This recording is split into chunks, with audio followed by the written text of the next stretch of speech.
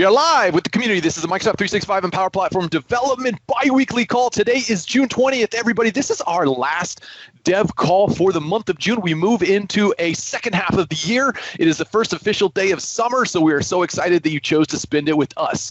Let's take a look at what our agenda is for today. We're going to get the latest updates on the community, things like PNP.NET libraries, PowerShell, Microsoft Teams toolkits. Then we're going to talk about script samples and team samples and Power Platform samples and all the samples. And then, of course, everyone's favorite time. What time is that? Picture time. So get those fantastic faces ready. And we've got three all-star presenters of the day. So Simon's going to be here talking about Teams AI Library plus Azure AI Search, which is better together. Tom's going to cover build and deploy the easiest and yet most impactful plugin for Copilot for Microsoft 365. So we can't wait for that. And then David is going to be here to talk about end of life for exchange for user identity tokens. What does it mean for you? So we can't wait. We've got a nice broad spectrum of topics today. But first, let's talk about some resources that are available to each and every one of you in the community. The first is our community learning videos, which is a YouTube channel that is going to be including all kinds of community videos, such as things like this call, demos on the call, other varieties of ways that the community is creating videos to teach us all better ways to use the technology that we know and love. We've also got a LinkedIn group for discussions. This is open to the entire world, so you can hop in there, join the group, and discuss all of the favorite things that we know and love on the technology with others in the community. We've got open source initiatives like PNP.js and CLI for Microsoft 365. Of course, our sample galleries, which you can find at ak.ms/community/samples, and includes all of the things that include Teams and SPFX and Power Platform and list formatting. And what's beautiful is you don't need to remember all these. You only got to remember one particular link. That's right, ak.ms/community/home. That'll give you access to all these wonderful resources that are, by the way, absolutely free, no cost at all. So get on your keyboards, type in those URLs, and start taking advantage of everything. Now, we had mentioned that community learning channel, right? It's not completely new. You may have known it as the Microsoft 365 or the artist formerly known as Microsoft 365 and Power Platform Community. We're just renaming it a little bit. So it's a little more inclusive because we've got a lot more technologies that we're going to start showcasing and including, things like Dynamics 365. So we wanted to make sure that it's all inclusive for all the technologies that we use. Doesn't paint us into a corner, but allows us to really invite anyone and everyone that wants to talk about Microsoft technologies within the community and help teach others. So check that out, ak.ms/community/YouTube. And of course, you're on this call because you like calls, and we love that you like calls because guess what? We love them too. But we want to make sure that you are aware of all the calls that are available. We've got our weekly Microsoft 365 and Power Platform Microsoft Speakers call. Now, this is coming up on a break, so next week is our last call before the summer ends, and it'll be gone for July and August. Now, that is only the Tuesday calls, by the way. It'll be back the 3rd of September. We'll be back live and excited to teach you and show you all the things that's going on inside the mothership.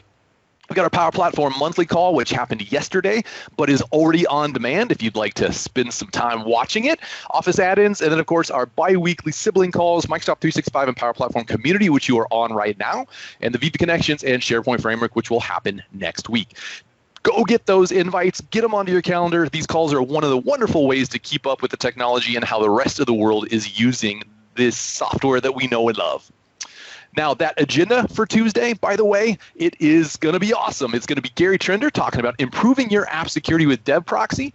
And then Patrick Rogers, who created, by the way, PNP.js, is going to be back talking about introducing granular SharePoint application permissions. So again, last one before the summer break. You got to be there. You want to tell your grandkids you were there. So definitely go download that invite and get scheduled. Now, if you're watching this and you see others doing some cool demos and you think, I've got really cool stuff I want to show off, but will anyone benefit from it? It's not anything major. Well, guess what? It is major. If you've created a solution or a demo, you got a technical pattern or a few scripts that you found that help you in your day-to-day work, share it with the world. We absolutely invite everyone to join these calls and not just watch, but actually participate and demo. It is open to the entire world. So don't hesitate to take advantage. You can go to ak.ms/community/request/demo and just fill out the form. And if you've never presented before, this is an easy way to get involved, folks. We'll even buddy you up with someone. So If you'd like to have aspirations at speaking at user groups, perhaps conferences or virtual conferences, this is a great way to get started. Definitely take advantage. We will walk you along the path and we'll make sure that you feel like it's a great experience. So we invite anyone and everyone, and it crosses the technology spectrum. So if you got something to teach us about anything on the Microsoft world, we're here to listen. Now, if you want to learn more about using samples that we're going to see talked about today, we absolutely have Sharing is Caring is back, and it is our way of providing hands-on guidance to everyone in the community in a way that is a safe space. So that means we're going to join live Teams calls together. We're not going to record them, so you're safe to ask any and all questions. I know when I join those and they're recorded, I think, I don't know, should I ask this question? If I do, does everybody already know it? Is it going to go on record? Don't worry. We're all there to learn together. We all start from somewhere. Next Monday, June 24th, is our samples contributor session where we're going to walk you through how to make a GitHub pull request. That means you'll be able to submit a sample, and what you do in that session will count as a contribution to the community. So it is absolutely free. It is available to everyone. Go sign up, ak.ms/sharingiscaring. Hugo Bernier and myself will be there to walk everybody through it, and it's a great way to meet others in the community as well. And of course, once you do get that contribution made, we're going to recognize you. Using the community recognition program, which is powered by Credly, that means that you will get official and accredited badges. Those same badges that you used to get when you get certified, they are associated to your LinkedIn profile. You can put them on your Twitter account. You can put them on the fridge. Mom's proud. We know we are. In fact, I've got some of all your stuff on my fridge. Okay, I really don't, but I will. If you want to, send it to me. I will. Anyways, it is absolutely free, everybody. ak.ms/community/recognition. You only need to opt in once, and then we'll follow you. We're expanding the GitHub repos we're following as well, so we're going to start recognizing more. And of course, we're going to be having a lot of cool new fun badges. Some are samples. We got our multiverse contributor badge coming up. April Dunham had a great idea for October called Promptober for Copilot. Prompts, get it? Promptober. So it's going to be awesome. Don't hesitate. Absolutely free. We cover the cost. No cost to you whatsoever. All right, so let's start getting into our project-specific updates, and we're going to start off with Bert on PNP.NET libraries, followed up by Paolo.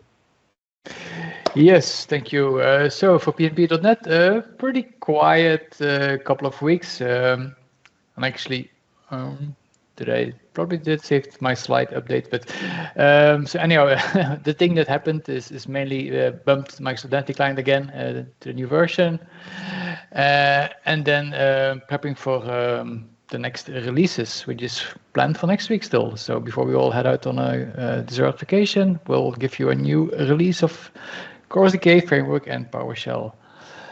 And then I just leave some time for Paolo to talk about the provisioning engine schema. Paolo, take it away. Yeah. Thank you, Bert. Yes, and thank you, David.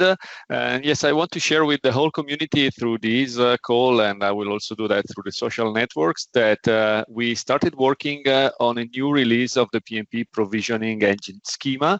So right now, we already have in our radar the capability to add provisioning templates for sites backing Teams and Teams private channels, some fixes and improvements in the area of collapsible sections, some new features in the area of provisioning extensibility, so that you will be able to plug in your custom engine and let us do the provisioning for you, providing custom settings for your own customizations and stuff like that. But if you have any additional suggestion or needs, please use the issues list on the PNP provisioning schema on GitHub, or let us know through the social networks. I will do my best to collect all of the feedback and set a plan, so that theoretically and ideally, by the end of September this year, right after the summer break, we will have a new schema, and then we will start working on the actual implementation in the engine. And that was it for me. Back to you, David. Thank you. Awesome. Thank you, Paolo. Great, great, great stuff. All right, let's move over to PNP PowerShell with Gautam. Thank you, David. PNP PowerShell in the house. What's next? 2.5.0 coming before the summer vacations, as Bert mentioned. We hit a milestone of 21 million downloads, which is quite nice. What's the latest in the nightly builds? We have a security update. We bumped the MSAL to the latest one. So if you are using it in managed identity, would highly recommend you to update to the latest nightly builds. What else? We added a new command, get PNP tenant restricted search allowed list. So if you want to restrict Copilot to certain site collections, you can use this command to fetch those lists which have been there. Besides that, we improved PNP Microsoft 365 group, PNP tenant, and the PNP online command as well. One other interesting addition was the parameter that we added is SharePoint add-ins disabled to the set PNP tenant. So if you have certain SharePoint add-ins and you want to disable the installation of those add-ins, you can do that via the set PNP tenant command. What else? Managed identity has also implementation has also been improved. So we added support for Azure Arc and probably a bunch of other Azure services as well. Quite massive improvement to that implementation. So yeah, that's all. Would absolutely love to hear from you. So feel free to reach out to us on the discussion forum as well as on the GitHub issue list. Yep, that's all. Over to you, David. Thanks. Awesome. Thank you. Got him. Great stuff on PowerShell. All right. As it flies away, let's move over to Teams Toolkit with John Miller. Thanks, David. So we have some new releases available in VS Code, VS, and the CLI. So you can go ahead and take a look at those. There's some new features in there and some bug fixes, as you would expect. And we're working on custom copilots, plugins, declarative copilots. Also working on some security improvements for what we give you by default for provisioning. And if you have used the tools, just put it in the chat. I would love to know if anyone actually listens to what I'm saying. And if you want to hear something different, let me know. If you want to chat with me about it, there's a link down there, aka.ms/TTK-chat. That just adds some time to my calendar so we can chat about it. Thanks. Awesome. Thank you, John. All right, everybody. Script samples. Paul Bullock, tell me more. Tell me more. Thank you, David. So script samples is a place where you can share scripts with the community. So PowerShell, Microsoft Graph, PNP PowerShell, SPM Management Shell, CLI, and more. There's really no limit to the site. So if there's something that's missing, then we can incorporate that. So, and also these samples are also shown in the sample gallery as well on adoption.microsoft.com, which is super cool. Gets a bit more exposure for your contributions. So we have a couple of new scenarios, which is amazing. So we got PNP PowerShell, retrieve site ID from the Microsoft Graph by Reshmi Aklu.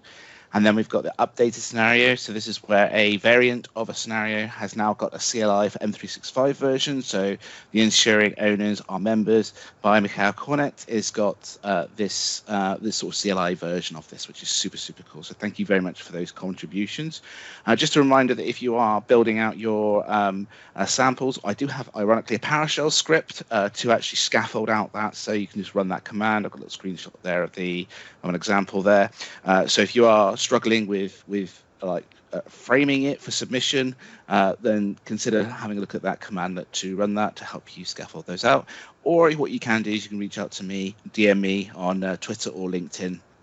I'd be more than happy to support you if you're struggling or you've got some ideas or on so forth. But nevertheless, thank you very much for all of your contributions and samples. And quick thing to John, yes, I do play with Teams Toolkit, so I'm a fan of it. So I just thought I'd mention that quickly. And back to you, David.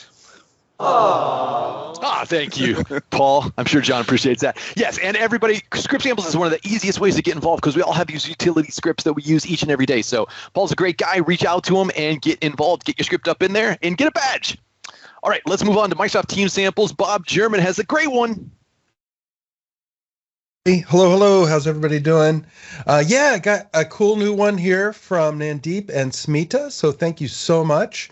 This is a message extension that is also a Copilot plugin. And what I just love the use case on this because, I don't know about you, I like browsing through the classifieds, and a lot of times the thing I see is not for me. It's somebody else might be looking for it. Now I could bring that up in a message extension, send it to them in Teams, send it to them in Outlook, or better yet, let Copilot do the searching for you, right?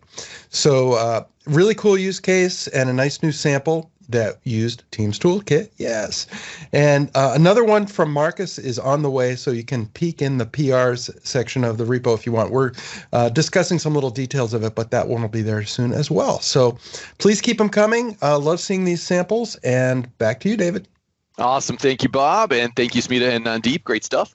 All right. Kate is out today, so I will cover the Power Platform samples, but we've got a new one, sent inline image in Teams channel. So Manish, thank you very much. Again, all these samples are available to use for free, as well as contribute to and collaborate with others that already exist. So take advantage of what's there. And of course, we've got our Power Platform prompts as well. Take advantage of those. All right, everybody. What time is it? It is that time. Fix your time. So let's get into together mode. And we will set that, and it will set sometime today. All right, let's do that. And come on, you can do it, Teams. There we go. It is working. Let's move it in so everybody can get those cameras turned on. All right, looking good. A little pixelated today, but I think we're still looking fantastic.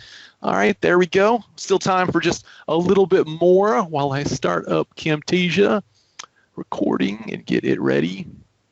There we go. Let's move that off. And anybody else got a couple more seconds? All right, all right, all right, all right. Let's kick off this recording, everybody. Wave those hands. Woo, looking fantastic. I see Todd smiling up there, and Bill and everybody. You look great. Excellent, excellent job. Wonderful. Thank you, everyone. All right. Well, with that, let's move on to our presenters. We've got 3 incredible presentations in store for us today. Simon is going to kick it off with Teams AI Library plus Azure AI Search. Better together. Simon, you want to take it away? I will take it away. Good morning, afternoon, good evening, all. Thank you for joining us on this session. So I will get myself together. Okay, today we're going to talk about Teams AI Library and Azure AI Search. I have to admit, I thought this session was at 4 o'clock. I've got it on my calendar as that, so apologies. I was late. This is me, and I've been doing this stuff for a few years now, you can link to me if you like to on Twitter, and there's a link to LinkedIn later on as well. Let's get on to the main event. So why would you want to do these things? We're going to talk through why do you want to use Teams AI Library, Teams Toolkit, and Azure AI Search together. What is it about? How do we use it? There'll be a demo, and then I'll sort of point out some areas of interest and then some resources. So first of all, why? You have to start with why, as Simon Sinek says. So we're going to talk about building custom copilots, and there are some options. But first of all, what is a custom copilot? I appreciate a lot of you are all well versed in this, but I thought I best just cover this just in case. To me, a custom copilot with a lowercase c is an assistant. It's powered by AI, and it's tailored for a specific purpose, and that gives the ability that it can give better results because it's got a smaller scope. The data scope is smaller, or what it's trying to do is very specific. Think of it a little bit like a app on your mobile, on your phone. Apparently, if you say mobile phone, you are old. In this example, we're going to build a knowledge copilot. This copilot is going to provide knowledge for law firms, and the idea is it's allowing those fee earners to access knowledge more quickly. Like I said, there are options for building custom copilots. You can use the Microsoft Teams Toolkit with the Teams AI Library. You could also build with Microsoft Copilot Studio 2. I was looking at this sort of at the start of the year, and things move quickly, but I was looking at how to improve the results coming back from the large language models and sort of stewing over this information. And I was looking also to understand the different ways that custom copilots could be created. Sort of reviewing those, I was wondering which approach is better. Of course, a true consultant is going to say it depends. And you've got the Teams Toolkit and the Teams AI Library versus kind of Microsoft Copilot Studio. The Teams Toolkit is sort of more pro code, and the Copilot Studio low code. And I have to say that I like the control that we get with the Teams Toolkit and the Teams AI Library. And in my experience, results coming back through which when you're connecting up to Azure OpenAI models with Azure AI Search are better. Now you can to use Azure OpenAI with Copilot Studio as well, of course, too. But the other part of it as well is being able to, sort of process or create the data that you're looking to these LLMs to reason over. And you've got lots of options there with Azure AI search and chunking. And I like the control. So when I was looking at putting this together, I was doing my research. At the time, there weren't any examples of the Teams AI library with Azure AI search for TypeScript. That's now changed, and there are some in the samples gallery. But this all came about from a call in March. There was a community call. I think it was one of the Tuesday afternoon calls, and someone was asking, was there any guides to help them build a solution using the Teams AI library and the toolkit and Azure AI search? And I did some searching, and there wasn't one, so I thought I'd share my project. So let's go into what it is and how.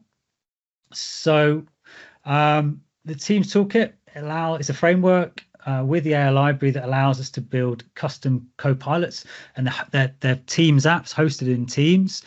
The beauty of Azure AI Search is a service in Microsoft Azure in the cloud platform, and it allows us to index almost any content. There are sort of built-in indexes for Azure Blob Storage and SharePoint, but there's also lots of third-party ones. So in the legal world, a popular document management system, unfortunately isn't SharePoint, is iManage, and there's indexes for that. So, and if there isn't an index, you can almost build your own as well. So it's really versatile. The thing is how do you connect them together? How do you bring the two together? And that was the bit that there wasn't anything available to do that. This pattern, I'm sure a lot of you have heard this term before, retrieval augmented generation, or RAG, is the ability to allow us to use an LLM to reason over content in Azure AI Search. So a user can give a nice prompt, a natural language prompt, and that prompt is going to live in Teams in this app UX. It's going to get passed through the Teams AI library, passed on to Azure OpenAI, which is going to turn that into it'll take out the main intent and then pass that into Azure AI Search. And Azure AI Search can then return back results. And as you can see on the right-hand side, we've got lots of different data sources we can use within that Azure AI Search. That query will then get returned back a set of results, which then comes back to Azure OpenAI, and we're going to then get a nice natural language response coming back. So that's just retrieval augmented generation. So let's have a go at a demo. Now, I'm going to be honest, I am not going to try and, I was going to do this live, but the process of augmented generation takes some time. So I'm going to show you a video. In this video, we've got our Teams app running. We're going to ask a question about how do we defend a contract law case. And what's really nice is we're going to get back a result with some points to it, giving the fee earners an approach to defending this law case. And the Teams AI library, in the most recent version, 1.3.1, we get citation support, so we can see links to the documents. We've got an overview of why it is that content's there. We've got that AI generated label at the top as well, so that people know that they need to check the content because it may be incorrect, and so they can review that. Also as well, we've got feedback support too, so we can click on like, and we can very much like we get in Microsoft Copilot for Microsoft 365, we can like and dislike, and we can manage that. We can take on that feedback and do whatever it is we'd like to do with that, passing it back to the team. So we've got that ability to take those questions from the fee earners and give back a nice result using our content. And like I say, because it's a custom Copilot, we've got good quality of data coming back as well. In this example, we're going to sort of explain how we can defend a duty of care case, and so we're going to get different results back. We're going to get those citations in there as well. And the content actually in here is living in Azure Blob Storage. And it's possible that we can manage these citations. We can look over these citations, which I want to show you next. So let's move this on a bit. Okay. So I wanted to sort of some points to mention. I've got I've taken a screenshot. I will show the implementation here in Teams, and hopefully you can see that. I'm not hearing my kids in the background too much. So this is the implementation we've got. This is all in GitHub. It implements the data source interface, which the Teams AI library has. We pass in a set of options, which tells us, the endpoint to use, the key to use, and we implement this render data, which then allows us to go in and call this get chat completions, which is going to go off, talk to Azure AI search, and then give us back a set of results, which are then being passed back through. I know I'm going through this quite quickly. I've not too much time. I want to make sure I don't run out of time. But this is all available on GitHub, and I'll show you the links to those blogs. The other part I wanted to show you as well was on here, not that one, on this one. The other bit as well, just when you're playing around with this stuff, just understanding what's available. Let me just make that a bit bigger. And so this in the Teams AI library, you can override this say command, which is what's going to output the final content back to the user. We've got the ability to pick up that feedback loop has been enabled, so we're showing those feedback options. But just down the bottom here, this is just doing some nice formatting. But it's just this bit down here where we can do the citations. That is going to be an object which comes through in the response. We can create this object here, and then format that, and then pass that through, and that's then how Teams is able to render those citations as we see. And I just wanted to call that out. So coming back to this, I will give you the link so you can have a look properly for yourself. We've got the citation support, which is fantastic. If you were pulling content from other systems, even if it's something like Azure Blob Storage, you might not want to have to render the URL directly. You might want to override that, and so you can do that here. We might have maybe an Azure function which we use as a proxy to be able to pull back that document. The other bit I wanted to just call out as well, I'm not going to show you the real one because it's got API keys and stuff. But there is in the config.json, you have to add in this data sources area, and that's what allows the citations to work. If you don't have that, the citation support doesn't come in. So how are we doing for time? I think we're nearly there. So there's some links here. The top two are links to the Teams AI library. The second one is around the concepts behind the Teams AI library. Definitely loads of kind of a little bit hidden away concepts of how to use that. So certainly take a look at that. There's a link to the Azure AI search as well, so you can get started on that and understand how to get that set up. And then there's a link to the blog series as well, so you can use that to get all your indexes and everything set up. And there's just one last thing. In Europe, it's the Euro 2024, and we've got England versus Denmark later on today. And I just want to say, may the team with the best white and red flag win. And thank you very much for watching. And I'll hand it back to you. Awesome, Simon. Thanks. Yeah, I bet $1 million the team in red or white will win. Right? Is that? I think I could get anybody to take that bet. I bet. All right. Thank you, Simon. Great stuff. Appreciate you coming on the call to share that with everybody.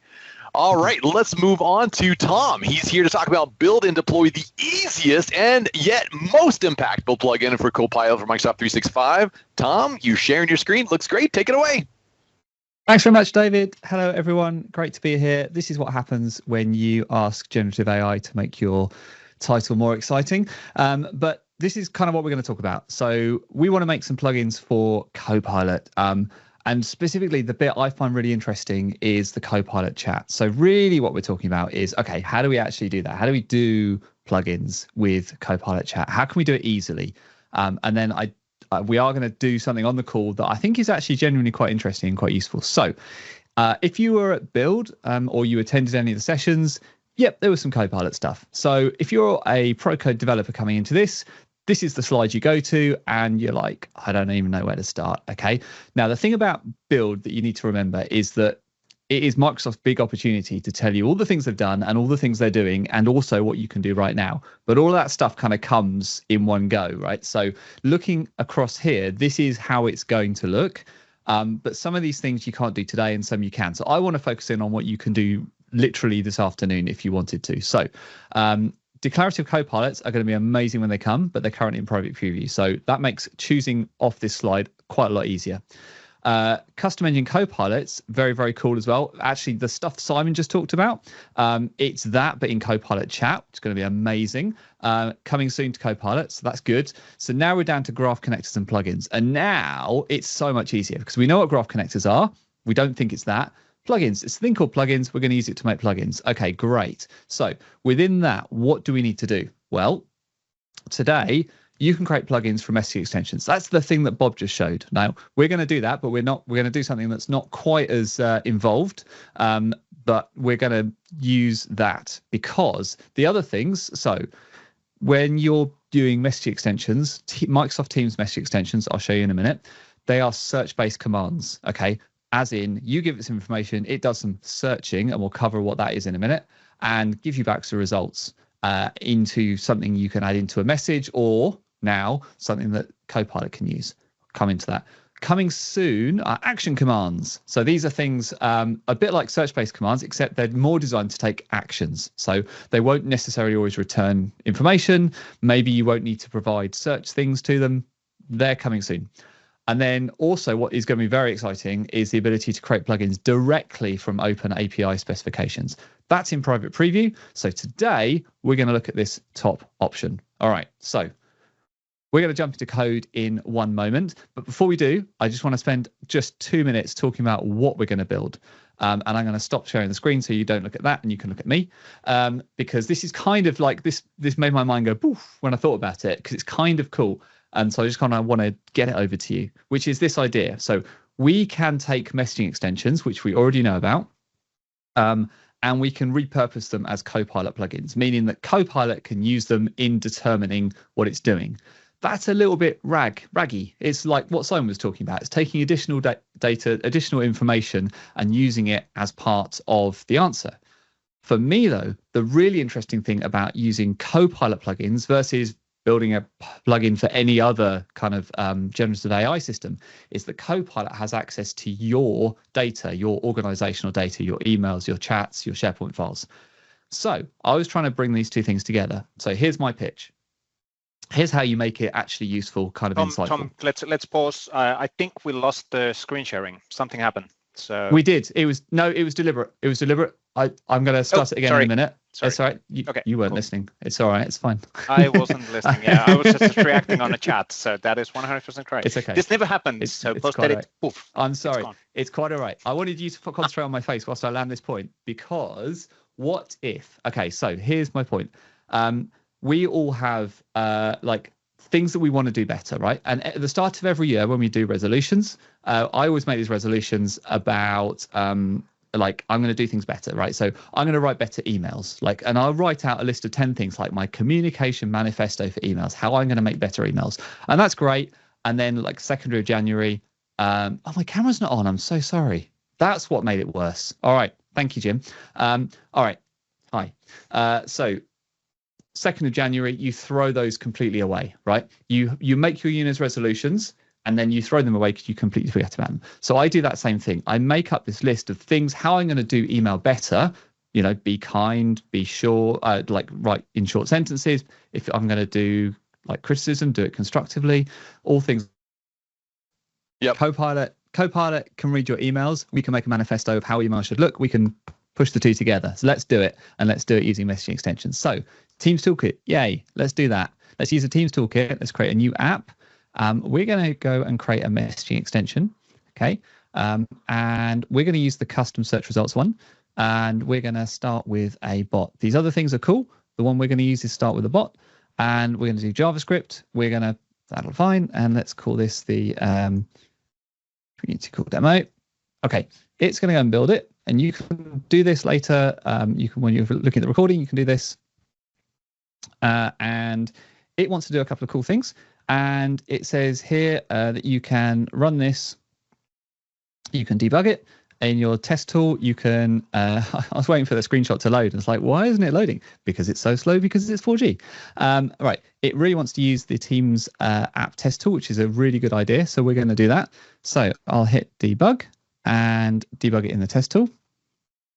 And what that's going to do is give it a build.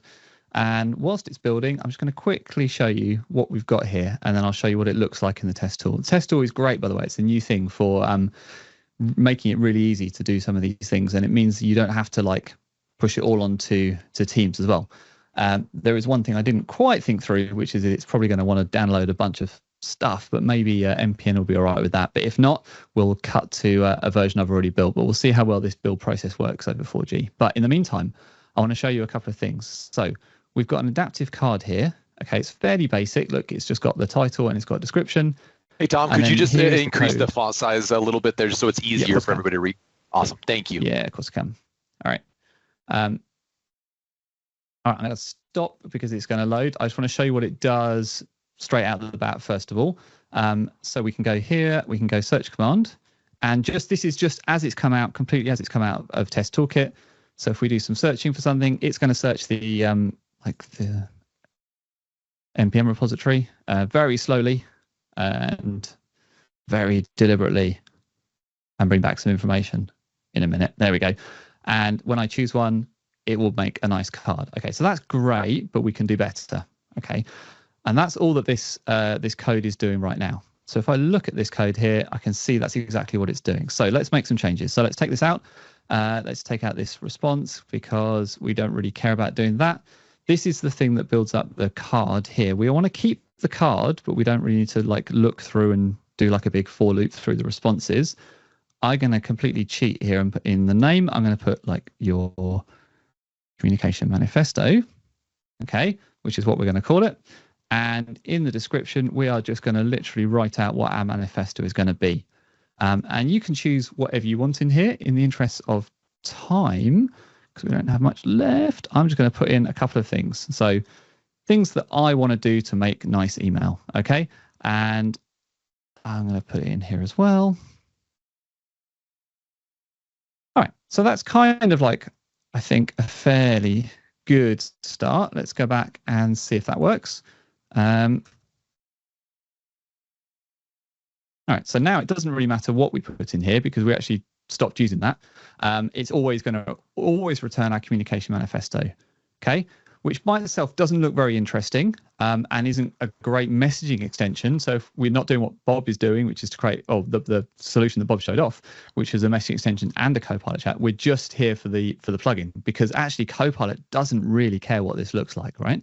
So now that we've done that, the other really important thing we need to do with this stuff is tell Copilot all about our app, because we need to tell it that it has the communication manifesto, and we do all of that in the manifest. So here's the manifest as it comes straight out of the sample. We're just going to make a couple of changes in here, and it's really just about titling and things like that. So we'll go through here and we'll give it like a nice title. But what's really, really important are things like the descriptions. So like the descriptions have to, like, they get read by Copilot. This is how Copilot understands whether to use your plugin or someone else's plugin, right? So this is super important. So in things like the description, make sure you put like really long things, communicate more than you think you need to around how your plugin is going to work, right? And then when you come down to things like the command, now we're not actually using this command, but because it's a search based messaging extension, we do actually have to have one. And so we're going to put it in, and that's fine. We we have to have this. This tells, again, it's about putting them in descriptions, telling Copilot why it would want to do this and what it does. This is the command that retrieves my manifest, right? And then it takes these parameters, or it takes one parameter. Again, we're not using it, but let's say we were using it. And we could maybe build this out later, because what we could do actually is have different types of manifesto for different types of communication. So you could say in the description, again, being super verbose for Copilot about what we're doing, this is the communication type, these are your acceptable values, this is what works. Okay, so we could do something like this. All right, at this point I could save this, I could go back to the Teams toolkit, I could provision, deploy and publish, and we'd all run out of time. So I'm not going to do that. Instead, what I am going to do is say that I have published this, I've done it, and it's running over here. Now, this is one of the problems with this, is I really want to show you this working, but it only really works really well with like real data. But then I also have to make sure I don't lose my job. So this is the kind of like Teams web interface, but like I've hidden the chat bar on the left, which I'm hoping is going to be okay. Right, so let's move you out of the way. Okay, so let's just do that then. So we can say, what is my communication manifesto for email? Okay, and it's going to think about it for a bit, and then hopefully it'll come up. And this is kind of our test case, because what it should be doing is pulling out back to the plugin, and it should be bringing back my manifesto. Okay, and hopefully, yeah, so you can see it's brought back this is almost like the citation in this case, really, like it's like the adaptive color. So it's got that and it knows that. All right. So now you can say things like, okay, based on the emails I sent last week, do you think they demonstrate good qualities? Right. I'm going to move this over here because sometimes these work really well, and I will show you. And sometimes they work really well, but they leak all sorts of sensitive information, in which case I'm going to show you a picture instead of one I did the other day that worked really well, but I've redacted some of the information. I do want to show you it for real if I can, but this is kind of the problem with non-deterministic Copilots. So we'll see what it says. All right. Okay, well, happily, badly. Okay, so I'll show you what it says. It actually says, in truth, I can't find anything that was very good about your emails, which is not very nice. I'll show you a screenshot in a minute, but let's try the opposite, right? Let's say, find me examples of emails that don't meet any of these qualities, okay, which is always more fun, but again, at risk of, whilst it's waiting, I'm going to show you one I did yesterday. Exactly the same question, okay, don't meet these. And this I thought was really interesting, because if you read through what it's done, it actually does kind of a really good job.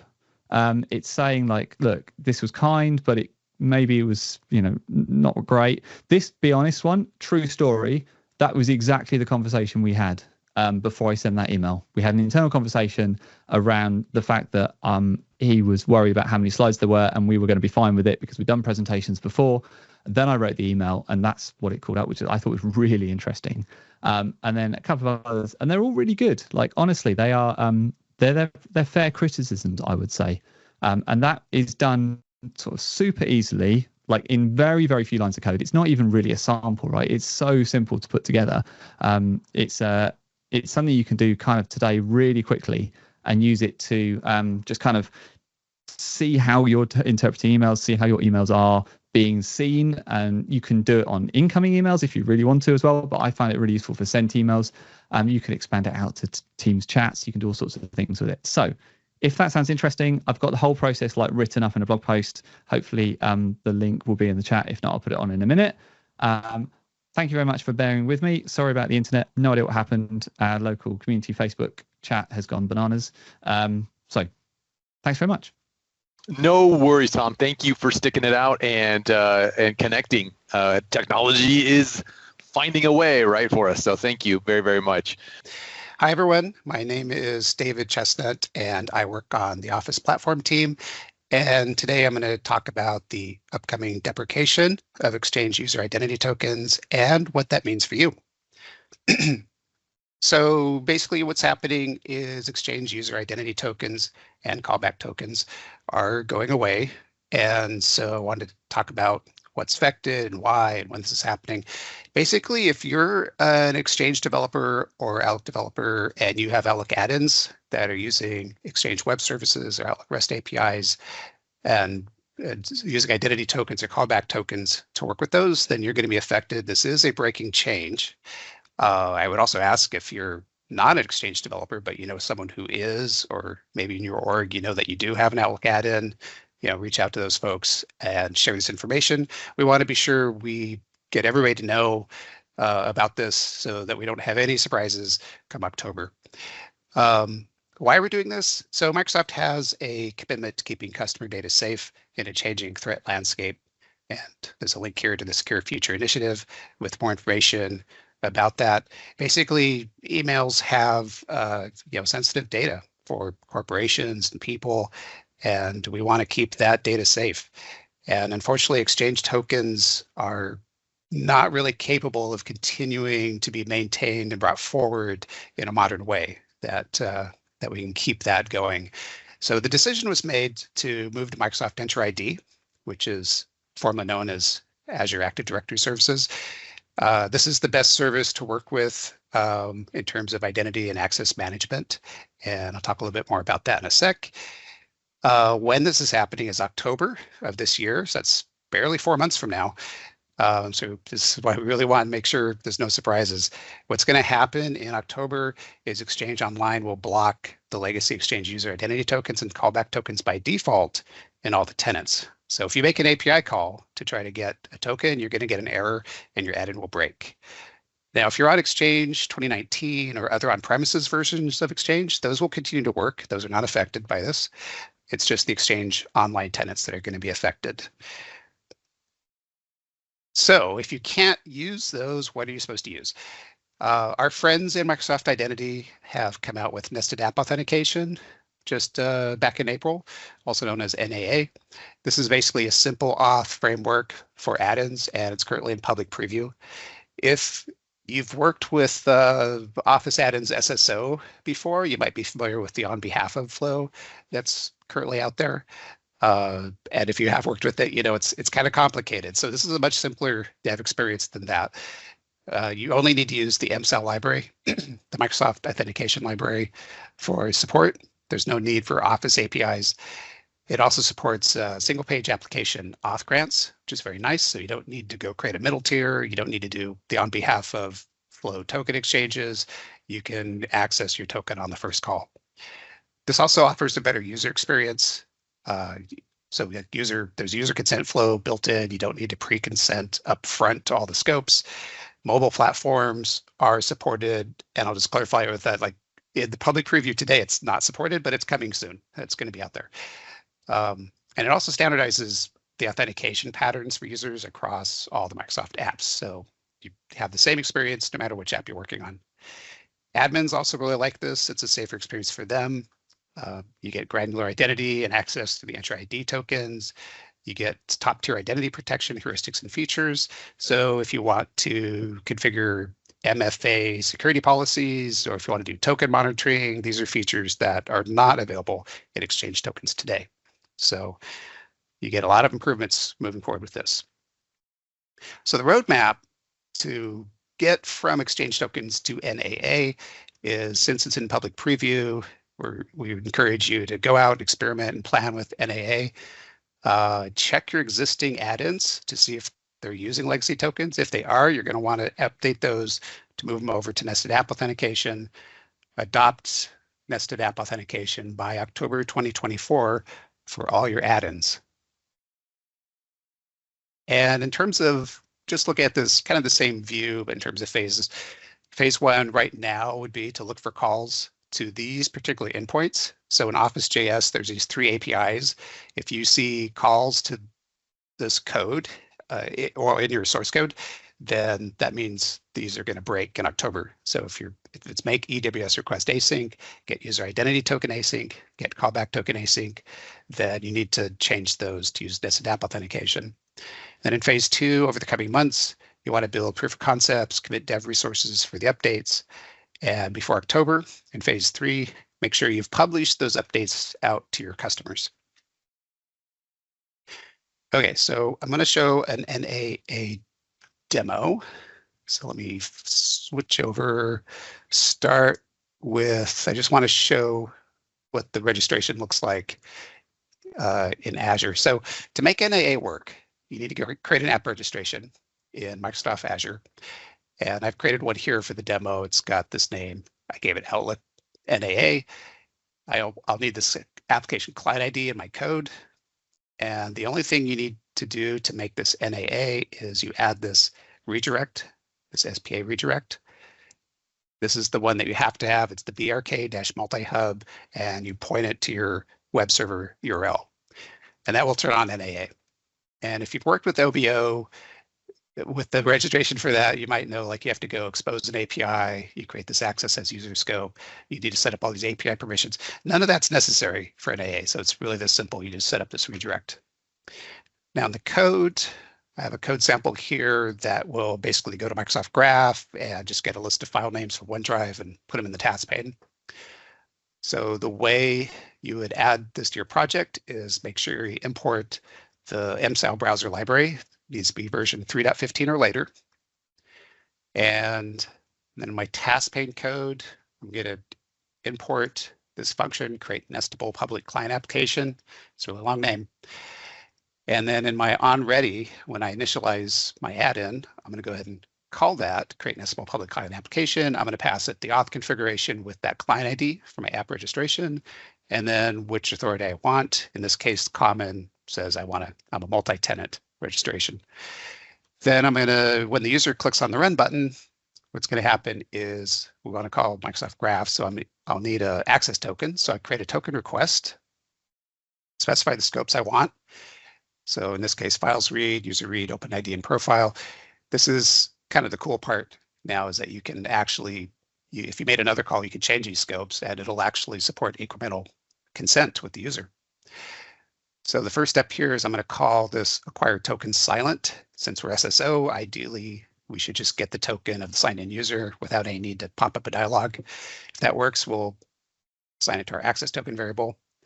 Now, if it doesn't work, like say the user hadn't consented 20 scopes yet, in that case, we're going to need to call acquired token popup. So that's the next step.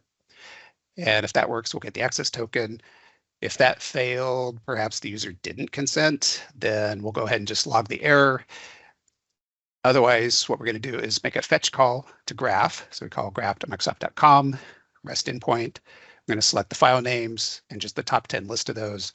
And along with that, we pass this authorization header with our access token. And then we check for an OK response from Graph. And if it is OK, we can dive into the JSON and parse through that to get all the item names out. And then we're going to go to an element on our task pane and just show those names to the user. So that's how it works.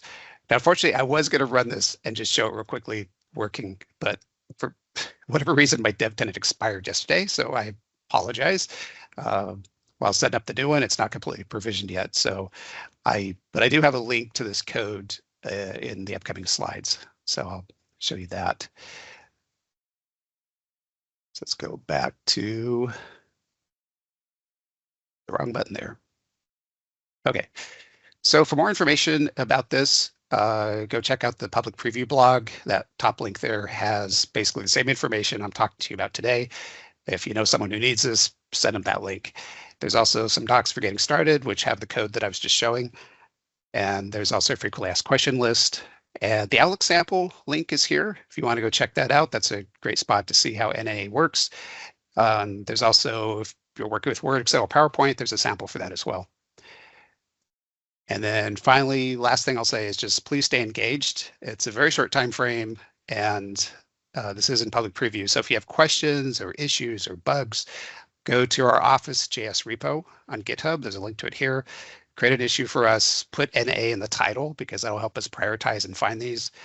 And also watch the Microsoft 365 dev blog and community calls for updates going forward. We'll have more guidance that we're going to be sharing as we go forward, so you want to keep an eye on that.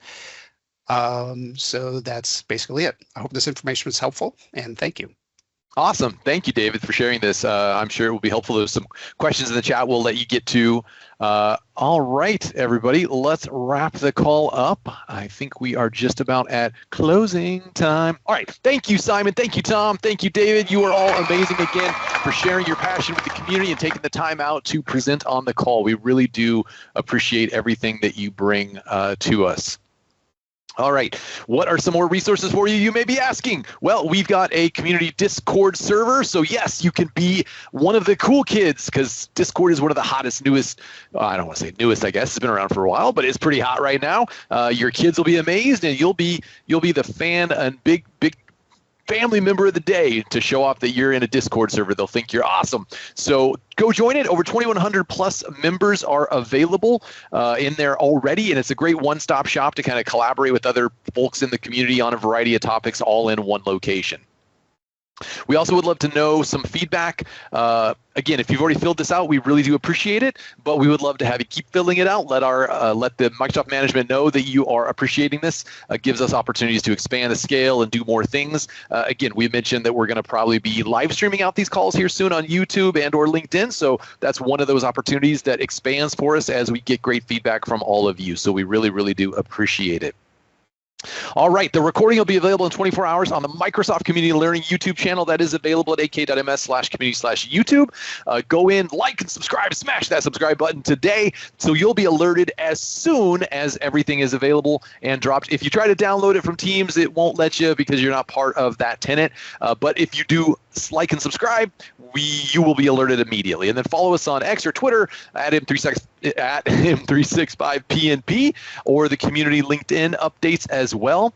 Our next M365 Power Platform bi-weekly call 2 weeks from today, July 4th. If you're in the States, you may be thinking, hey, wait a second, that's a holiday. What are you all doing? You're absolutely right. It is a holiday, but we are a community of global proportions. We are a worldwide community, and just because it's a holiday in the States doesn't mean that it's a holiday for everybody. So we are here for you. We will have a call. Don't worry, we're going to be here just like clockwork.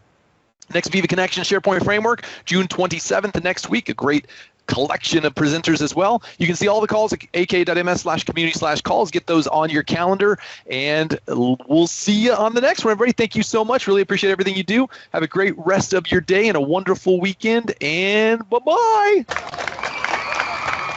Woo! Bye-bye. Bye-bye.